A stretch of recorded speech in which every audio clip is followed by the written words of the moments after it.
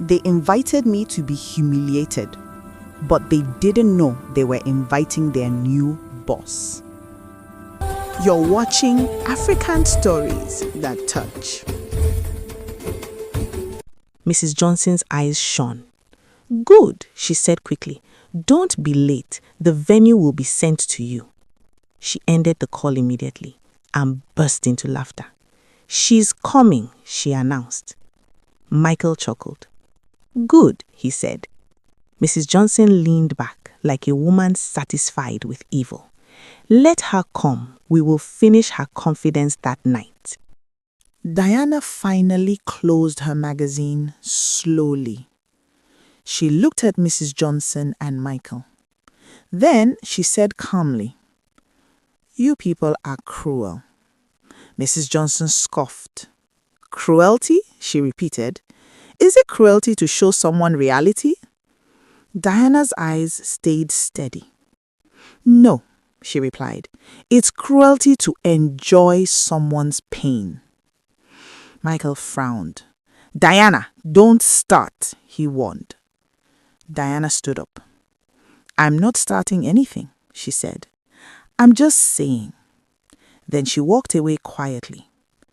But as she entered the bedroom, she pulled out her phone and sent one short message to a number saved as Uncle.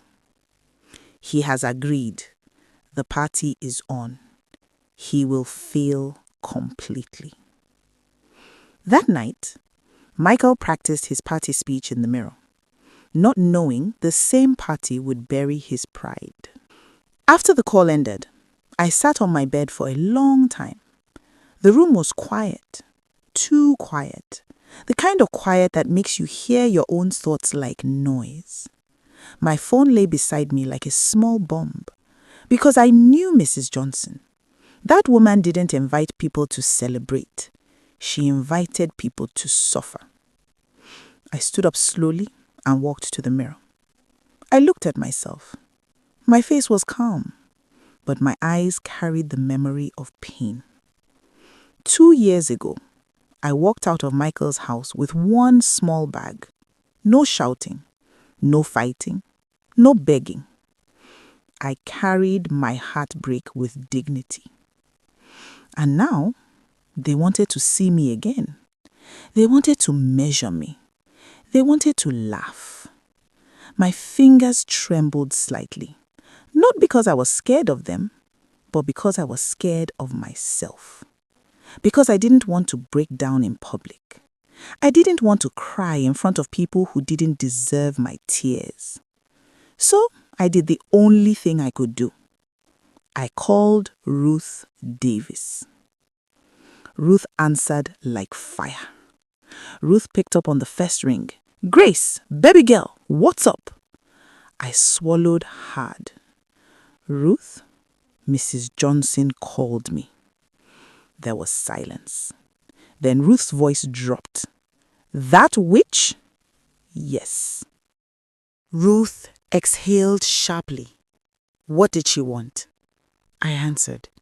"She invited me to Michael's promotion party." Ruth laughed once.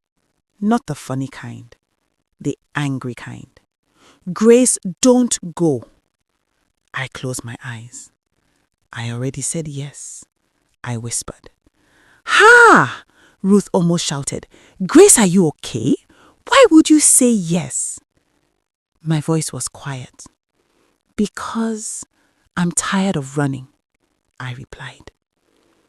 Ruth went silent. Then she spoke softer. "Grace, you don't have to prove anything to them." "I know," I whispered.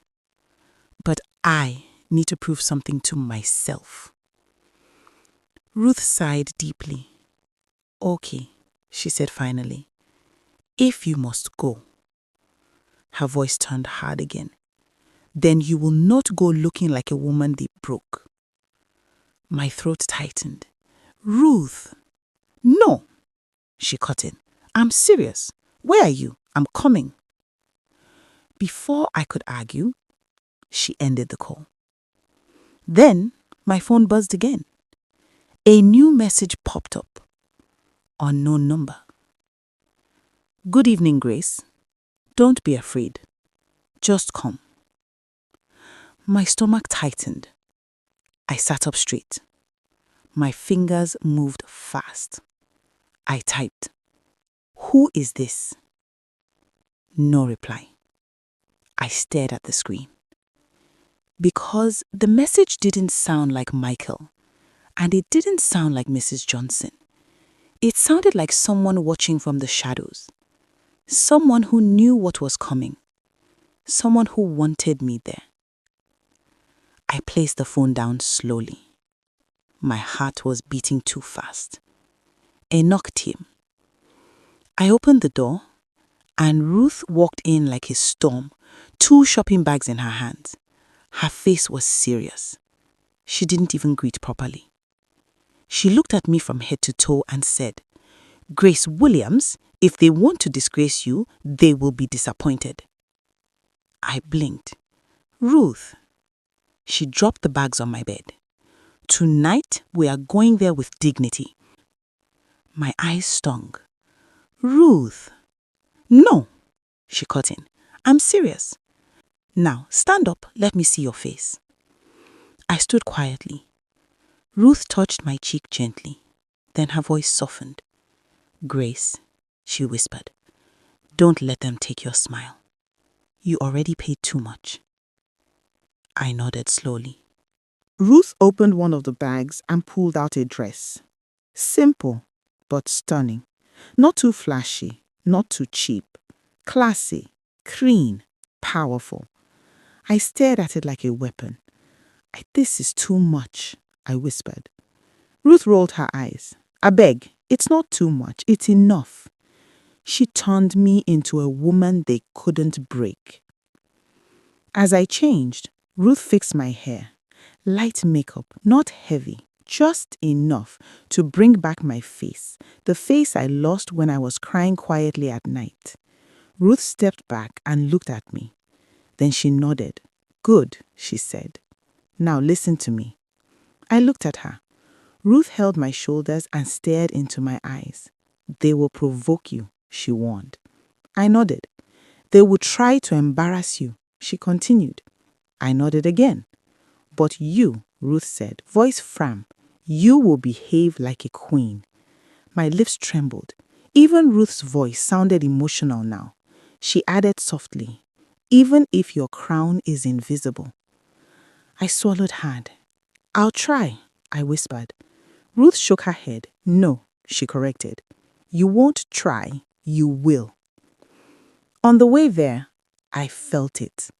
As we drove to the venue, I stared out of the window quietly.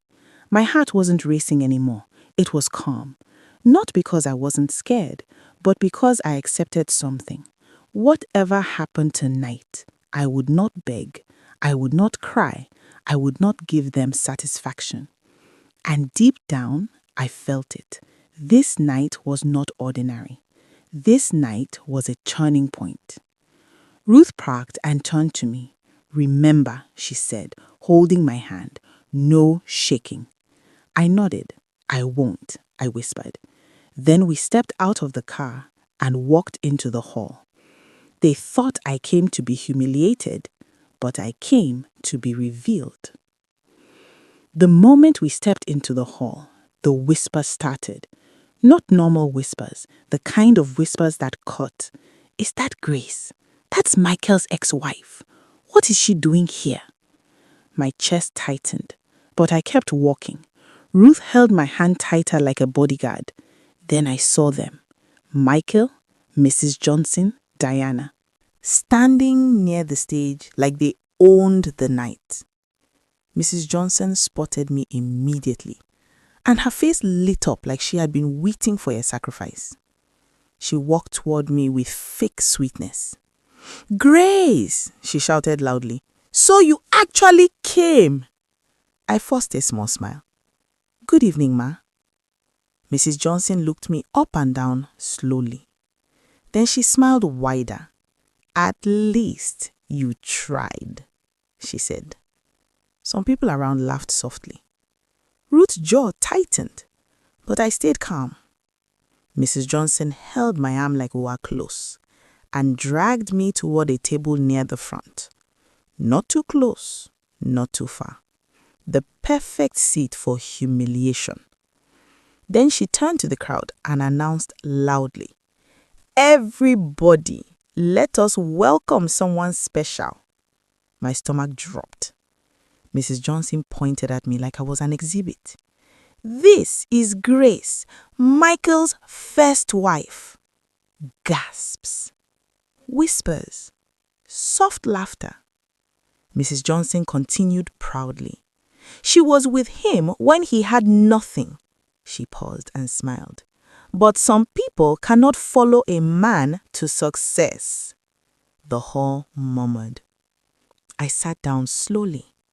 My face was calm, but inside my chest, something was burning.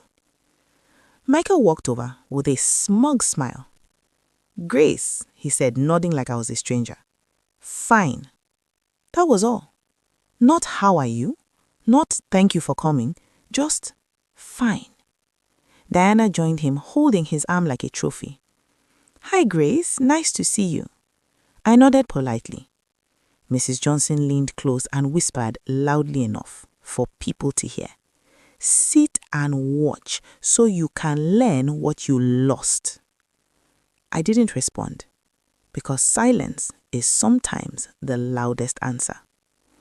Then the MC started the madness. The MC climbed the stage with energy. "Ladies and gentlemen," he shouted, "tonight is a special night." Cheers, music, applause. The spotlight turned to Michael. Michael stood up like a king rising to take his throne. He adjusted his suit, smiled confidently, and walked to the stage.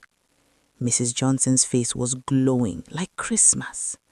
Diana stood beside her, smiling calmly. Michael took the microphone and raised his hand. "Thank you, everyone," he began. "I'm grateful to be here." The crowd cheered. Michael continued, "This promotion is not just about me. It's about growth. It's about knowing your value." I stared at him. My mind flashed back to the days he couldn't afford transport, the days I fed him with hope. Now he was speaking like he built himself. Michael's eyes found me in the crowd, and his lips curved slightly. Not a sweet smile, a cruel one. Then he said it. "And it's about leaving behind people who were never meant to go far with you." The hall erupted. Cheers, claps, laughter. My ears rang. Ruth's fingers tightened around my hand. I didn't blink. I didn't cry. I just stared at him with quiet disappointment. Michael continued confidently. He said, "Sometimes you have to upgrade," he said. "You have to choose what matches your future." Mrs. Johnson clapped loudly like she was in church. Diana smiled politely. My chest tightened, but I still didn't react because I had promised myself no shaking. Michael raised his glass. "So tonight we celebrate success," he shouted. The crowd cheered again. Then Mrs. Johnson leaned close to me and whispered with satisfaction, "You see, that is a man." I turned slowly and looked at her. My eyes were calm, but my voice was cold. "Yes, ma," I replied softly. "That is a man." She smiled, thinking she had won. She didn't know my calmness wasn't weakness. It was control. After the cheers died down, the MC laughed and said, "Wow, big man, we love your speech." Michael smiled proudly. Then the MC pointed toward my table. "And tonight, we also have a special guest in the house." The crowd turned. "Our brother's first wife is here." Laughter filled the hall again. My stomach tightened. Ruth almost stood up, but I touched her hand gently. She sat back down, boiling inside. The MC continued joking. Madam Grace, we greet you all. Thank you for your contribution. More laughter. You helped build the man we're celebrating. Michael stood on stage smiling like he was enjoying it. Then, the MC asked the question they wanted to kill me with. Madam Grace, how does it feel seeing your ex-husband shine like this? The hall quieted slightly. All eyes turned to me. This was the moment they wanted, the moment I would break. Mrs. Johnson leaned forward, smiling wickedly. I stood up slowly, not rushing, not shaking, just steady. I took the microphone. My voice came out calm. Good evening, everyone. The hall went quiet. I looked at Michael. Then I looked at the crowd. I'm happy for Michael, I said simply. Some people nodded. I continued. I came because I was invited. And I don't like running from my past. The hall murmured. I smiled slightly. So yes, congratulations to him. Then I handed the microphone back gently and sat down. No drama, no tears, no fight. The crowd didn't know what to do because they expected a broken woman, but they saw a calm one. Michael's smile faded slightly. Mrs. Johnson's face tightened. Diana's eyes narrowed in quiet respect. Just then, the doors at the back of the hall opened. The music lowered. The MC paused mid-laugh. A wave of tension moved through the room like wind. A security man stepped forward and shouted, "Attention! The chairman is here." Instantly, everyone stood up. Even the proud ones. Even the arrogant ones. Even Michael. Michael's face changed. Because the chairman wasn't someone you played with. This was the man who could make or break careers with one sentence. Mr. Williams stepped inside calmly. Tall. Controlled. Powerful. Two men walked behind him. The hall went silent like church. Mrs. Johnson straightened her gele quickly. Michael swallowed hard. Diana's fingers tightened around her purse. Mr. Williams's eyes scanned the room. Then, his gaze landed on me. And for a brief second, his expression softened, like a father looking at a child. Then, he walked straight to the stage. The MC rushed to hand him the microphone. Mr. Williams took it calmly. "Good evening," he said. The hall replied like soldiers. "Good evening, sir." Mr. Williams nodded once. "I came to make an announcement," he said. The hall held its breath. Then he said, "I am retiring from active leadership." Gasps. Whispers. Michael's eyes widened. Mrs. Johnson grabbed her chest. Diana smiled calmly like she already knew. Mr. Williams paused. Then he said the words that froze the whole hall. "And tonight, I will introduce the new CEO of this company." Michael's eyes lit up instantly. Mrs. Johnson's face brightened like she was about to faint. Michael's heart pounded. He stepped forward slightly like the position was already his. Then, Mr. Williams looked straight at me and said, "Grace Williams." He paused. "Please stand." In that moment, Michael finally realized the woman he mocked was the woman holding his destiny. The hall went completely silent. Not the normal silence, the kind of silence that feels heavy, like the air itself stopped moving. Grace Williams, Mr. Williams repeated. Please stand. My heart beat once hard. Ruth looked at me like her eyes were saying, it's time. I placed my palms on the table slowly and stood. And the moment I stood, a wave of whispers exploded like fire through dry grass. That's Grace, Michael's ex-wife. Why is Chairman calling her name? What is happening? Michael's face changed. His smile didn't just fade, it collapsed. His mouth opened slightly, like he wanted to speak, but no sound came out. Mrs. Johnson's eyes widened. Her lips trembled. Diana says stayed calm, but her eyes watched me like she was watching the final scene of a movie. Mr. Williams raised the microphone again. He said calmly, "Many of you know me as your chairman." "Yes, sir," the hall responded. He nodded. "But tonight, I'm not speaking to you as chairman alone." His voice grew softer. "Tonight, I'm speaking as a father." My chest tightened. Mr. Williams turned slightly and stretched his hand toward me. "Grace," he said gently, "come." I walked forward, step by step. He didn't rush me. He didn't announce it quickly. He let the tension build. He let them suffer in confusion. Because some revelations deserve to burn slowly.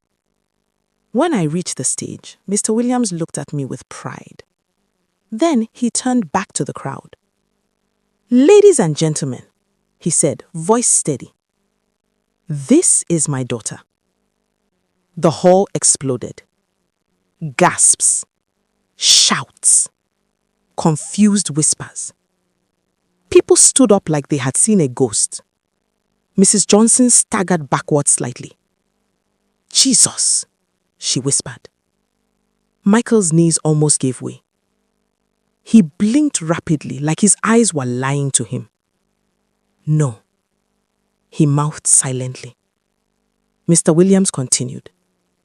"My daughter has returned from abroad. She has worked, studied, and prepared." He paused.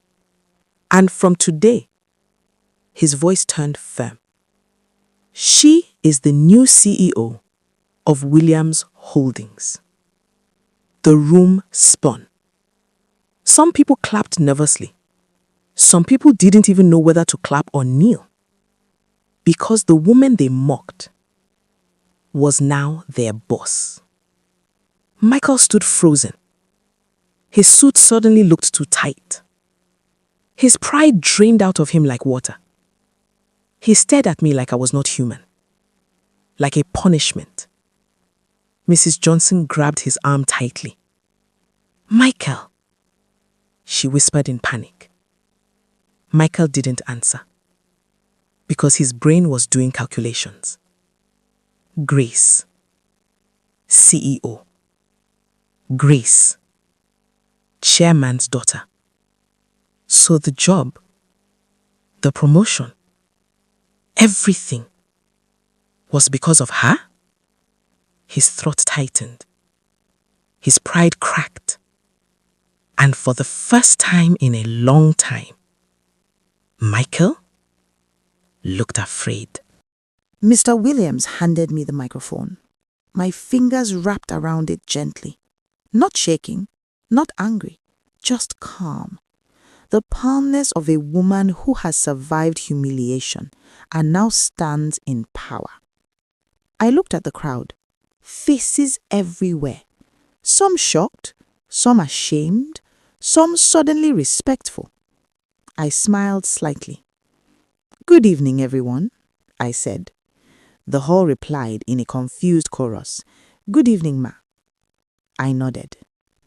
Then I looked directly at Michael. My voice stayed soft but sharp.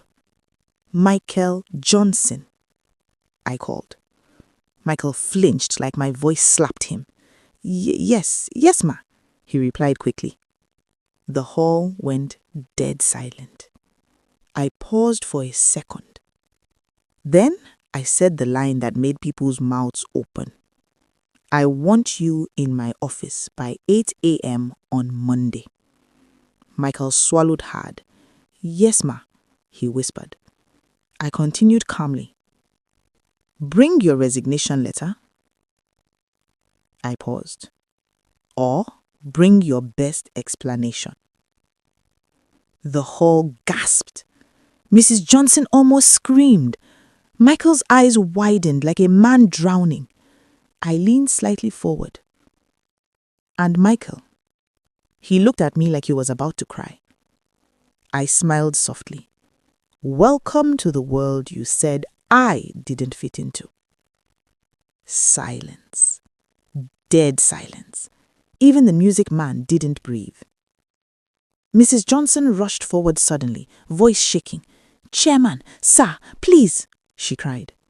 Mr. Williams looked at her calmly. "Madam, this is not your house. Control yourself." Mrs. Johnson turned to me instantly. "Grace, my daughter, please, it's a misunderstanding." Misunderstanding. The same woman who called me dead weight, the same woman who screamed, "Good riddance," now calling me my daughter. I stared at her quietly. Then I asked calmly, "Madam, what misunderstanding?" Mrs. Johnson's lips trembled. She couldn't answer, because wickedness has no explanation when it is exposed. Diana stepped forward slowly. She looked at me with calm respect. Then she smiled, small and controlled. "Congratulations, Grace," she said. I nodded. "Thank you, Diana," I replied. Michael turned sharply to Diana like a man waking from a nightmare. "Diana, you knew?" Diana looked at him. Her voice was calm. "Of course I knew," she replied. Michael's face twisted. "Then why—" Diana cut him off. "Michael," she said, "you wanted to upgrade." She paused. "So I upgraded you into your punishment." Michael's mouth opened. No words, just shock. Diana turned away smoothly, like she had completed her mission. And in that moment, Michael realized the truth. He didn't marry love. He married strategy.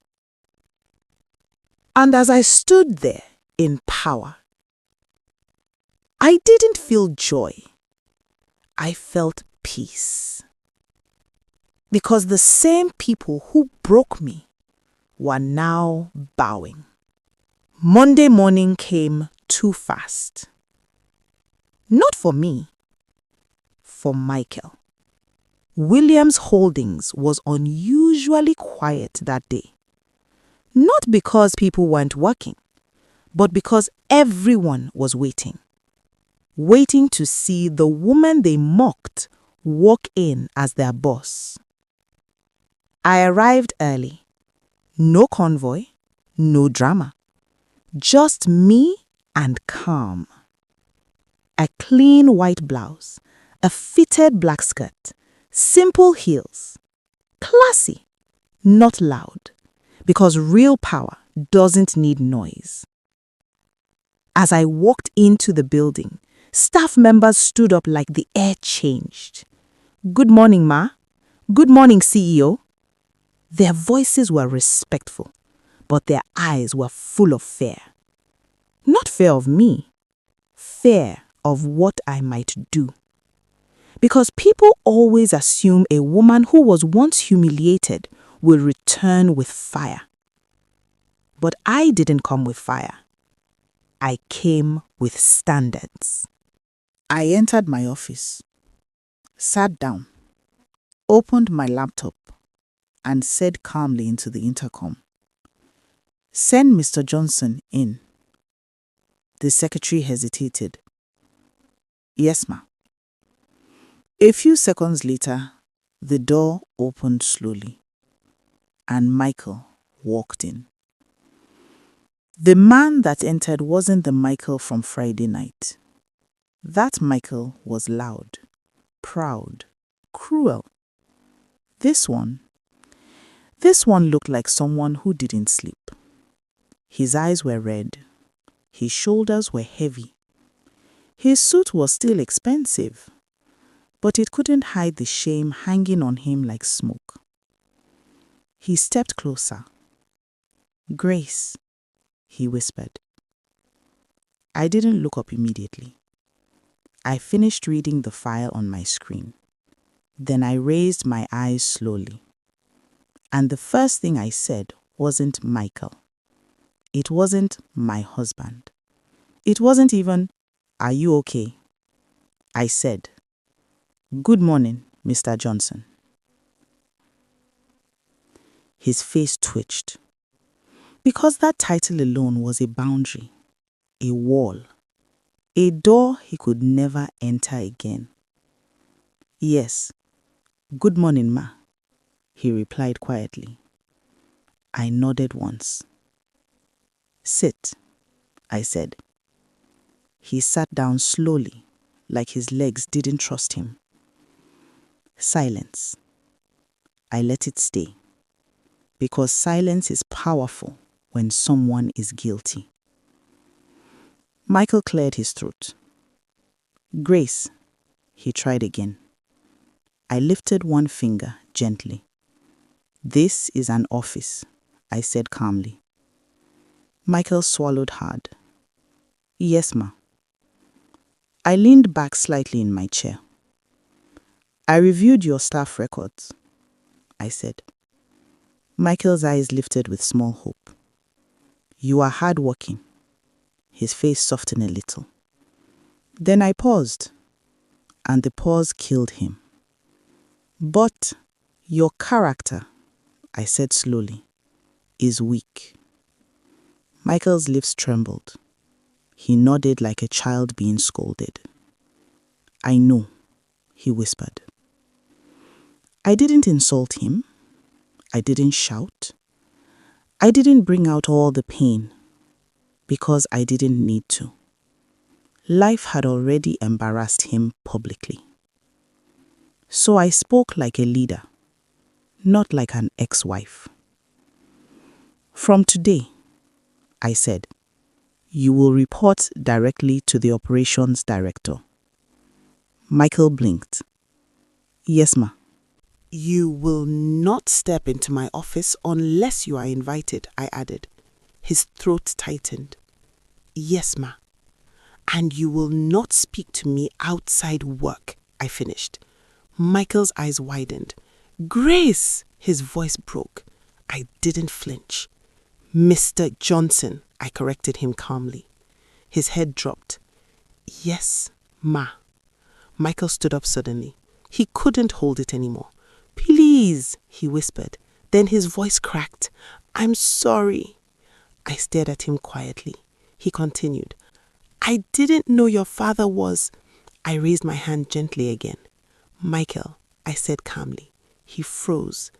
That was the first time I used his name. And it was not love. It was closure. You didn't need to know who my father was to respect me, I said. His eyes filled with tears instantly. I know, he whispered. I nodded slowly. He wiped his face quickly. Grace, please, give me another chance, he begged. I stared at him. Then I said the sentence that ended the discussion forever. I didn't survive you to return to you. Michael froze. His mouth opened, but nothing came out, because he knew that was the truth. And that was how Michael Johnson lost the best thing that ever happened to him. Not because Grace became CEO, but because he became proud. Because the truth is, Grace didn't change. She was always valuable. She was always a queen. She only hid her crown because she wanted love to be real. But Michael didn't know how to respect a woman when she looked ordinary. He only respected power. He only respected status. He only respected what other people could see. And that's why he failed. Because a good man doesn't love a woman because she is rich. A good man loves her because she is loyal, because she is peace, because she is home. That night, Michael didn't just lose a wife. He lost a woman who believed in him when nobody did. He lost a woman who carried him when he was weak. He lost a woman who prayed for him when he was broke. And the painful part? Grace didn't punish him with revenge. She punished him with silence, with standards, with moving on. So if you're watching this story today, let this be your lesson. Don't mock the person who supported you when you had nothing. Because the same person you call small today might be the one holding your destiny tomorrow. Don't wait until someone becomes successful before you respect them. Respect is not something you give when it benefits you. Respect is who you are. And to every woman watching, never beg a man to choose you. If he can't see your value while you're still building, he doesn't deserve you when you shine. Because the right man will not be intimidated by your greatness, he will be proud of it. And that is the end of this story. The moral is simple. Never downgrade loyalty just because you want an upgrade.